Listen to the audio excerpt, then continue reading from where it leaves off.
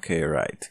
In this class, we will view how to download and install VirtualBox on your computer. First step, open your web browser. You can use other web browsers.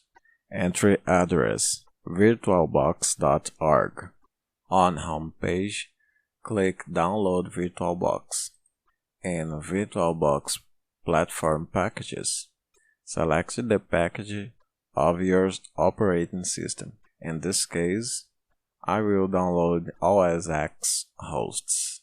You can close your web browser, open Download folder, and double-click on Package. Wait for verification. Double-click on virtualbox.pkg. Click Next. Install.